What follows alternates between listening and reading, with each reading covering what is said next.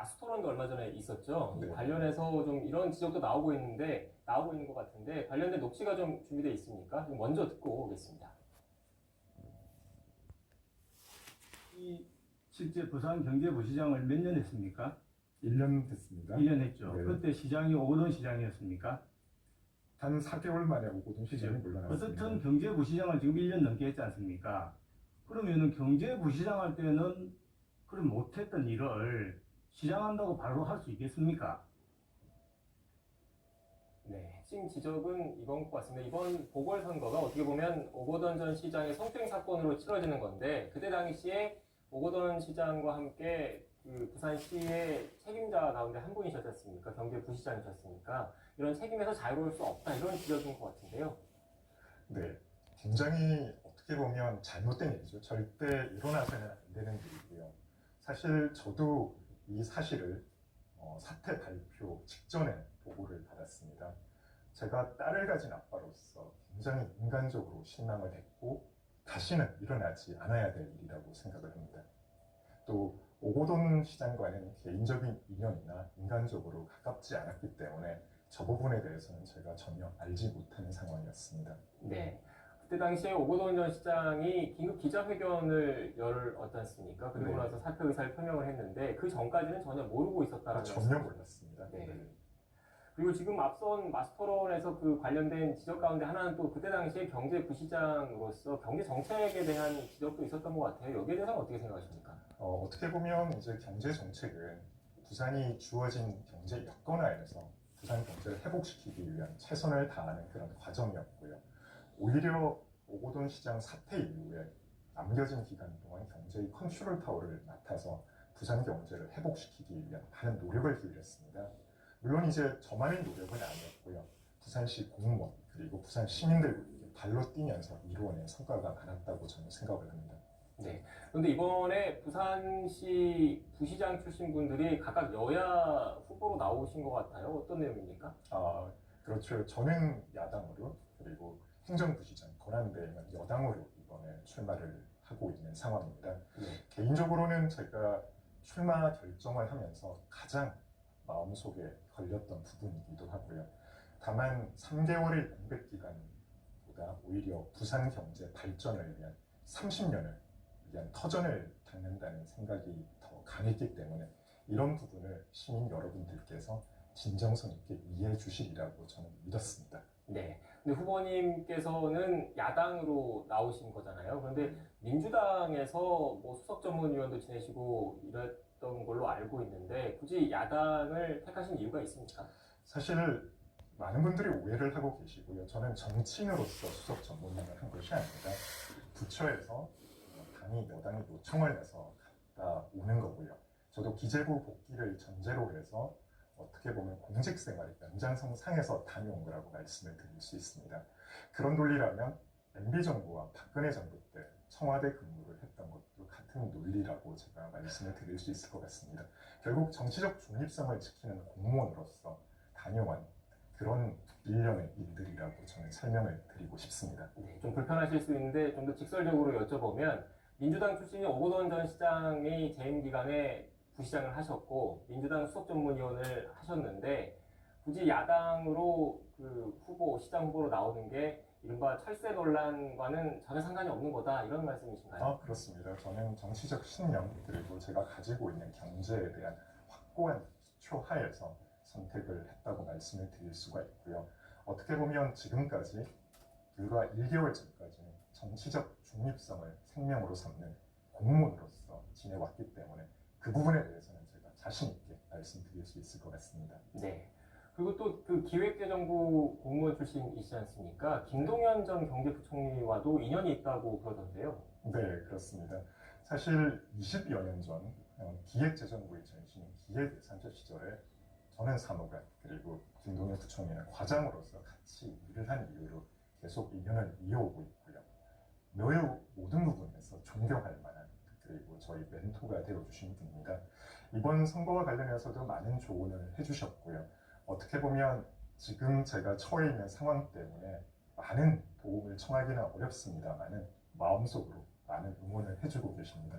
네, 김동연 전 부총리를 제가 언급한 이유는 알고 계실 텐데 한때 그 여당의 서울시장 후보로도 거론이 되지 않습니까? 그런데 후보님께서 김동연 전 부총리의 후원회장을 맡기로 했다가 취소했다 이런 얘기도 들려서 여쭤본 거거든요. 네. 네, 마음속으로 많이 응원해주고 계신다는 그런 답변으로 대신을 하겠습니다. 네, 그건 후원회장 맡기로 했던 건 사실 아닙니까? 아마 이제 정치적 사정이라든지 여러 가지 상황이 조금 복잡해졌기 때문에 직접적으로 나서서 도와주시기는 어려운 측면이 많았을 거라고 생각을 합니다. 처음에 정치 신인분이라서 긴장하지 말라고 그랬는데 제가 자꾸 말씀하시기 불편한 질문만 드려서 죄송하다는 생각을 합니다. 지금부터는 공약 관련된 이야기를 좀 네. 질문 드릴게요. 부산시 경제 어떻게 살릴 수 있겠습니까? 부산 경제 많이 어렵습니다. 실질적으로 부산 경제 산업구조 재편에 실기를 하고 있고요. 또 부산 경제를 책임질 수 있는 대기업도 거의 없는 상황입니다.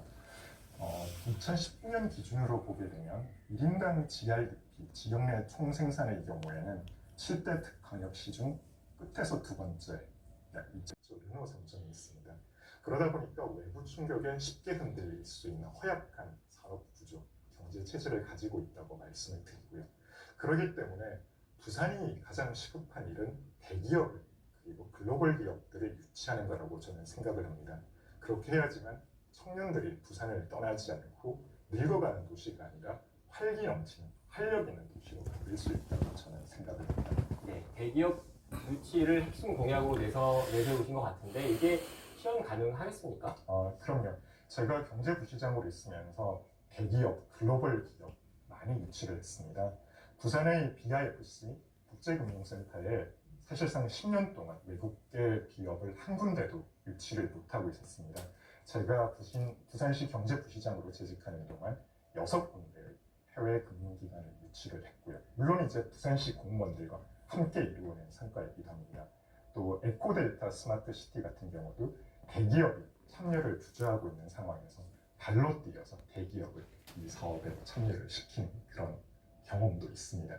어떻게 보면 과거의 시장이나 경제부시장께서 하지 못했던 일을 직접 발로 뛰면서 부산시 공무원들과 함께 만들어낸 성과라고 말씀드릴 수 있겠습니다. 네.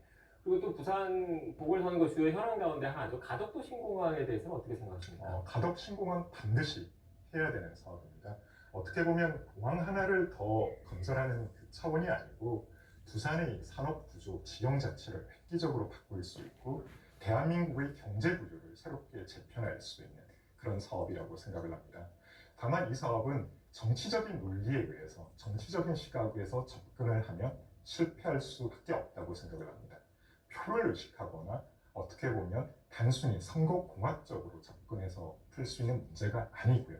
철저하게 경제 논리, 경제적 관점에서 접근해야지만 반드시 성공해낼 수 있다고 저는 생각합니다. 네, 이 가덕도 신공항 연장선상에서 김정일 위원장 같은 경우 한일 해저 터널을 언급을 했습니다. 이에 대해서 비판적인 시각도 있는데 먼저 녹취가 좀 준비가 돼 있습니까? 네, 듣고 오겠습니다. 공사비만 하더라도 제대로 된 터널을 뚫으면 200조 원이 든다고 하는데요. 한국이 아무리 적게 부담해도 3, 40조 원 돈을 들여야 될 겁니다. 그것만큼 경제성이 나오겠습니까? 안 나옵니다. 네, 김영춘 예비 후보의 지적이었는데 경제성이 나오겠냐 이게 핵심이거든요. 여기에 대해서는 어떻게 생각하십니까?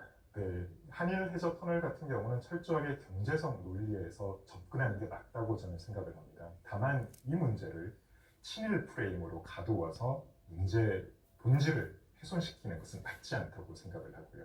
가덕 신공항처럼 한일 해저 터널 역시 철저하게 경제성 분석하에서 경제적 논리로 접근을 해야 된다고 저는 생각을 합니다. 경제성은 있다고 보십니까? 과거와 달리 다양한 기법을 동원을 하게 되면 경제성도 나올 수 있다고 저는 생각을 합니다. 무엇보다도 중요한 게 가덕도 신공항과 같이 연결이 되고 남북 내륙 고속 철도와 함께 연결을 시켜서 얼마만큼 경제성을 확보할 수 있느냐, 이게 저는 관건이라고 생각을 합니다. 네, 알겠습니다. 정치 신인이다 보시니까 앞부분에 잠깐 그 자기소개 시간도 드렸는데 마지막으로 부산 시민 여러분께 자기 PR 한번 해보시죠. 네, 부산 시민 여러분, 부산이 바뀌려면 새로운 인물, 새로운 바람이 불어야 됩니다. 그리고 이제 부산, 과거의 정치인이 아니라 경제 전문가가 부산 시장이 돼서 어려운 부산 경제를 획기적으로 되살려야 된다고 생각을 합니다. 부산의 미래를 맡길 수 있는 젊고 참신하며 강한 경제시장, 저 박성훈이 반드시 부산 경제를 획기적으로 되살리도록 하겠습니다. 믿어주십시오. 앞으로 남은 일정이 좀 많아서 바쁜 하루 보내실 것 같은데 힘내시기 바라겠습니다. 지금까지 국민의힘 부산시장 예비후보 박성훈 전 경제부시장과 이야기 나눴습니다. 오늘 말씀 고맙습니다.